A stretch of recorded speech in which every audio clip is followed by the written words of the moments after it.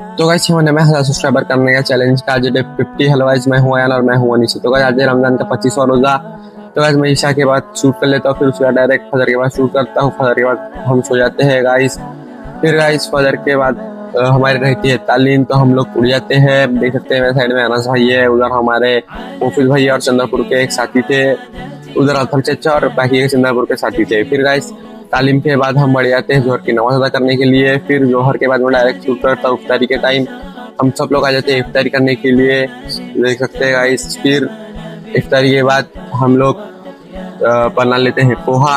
फिर पोहा वगैरह नाश्ता वगैरह करके हम लोग कर लेते हैं तरावी की नमाज अदा। फिर तरावी की नमाज के बाद गाइस हम लोग सो जाते हैं। हमारा आज आखिरी दिन है गाइस, फिर हमको कल वनी भी आना है। देख सकते हैं अपने अनस भाई है, मुफिज भैया है, बाकी चंद्रपुर के साथी है। फिर गाइस हम निकल पड़ते हैं वनी के लिए। फिर वनी पहुंच के हम लोग निकल पड़ते हैं घर के लिए। आज के लिए इतना ही। सब्सक्राइब कर देना भाई को, बाय।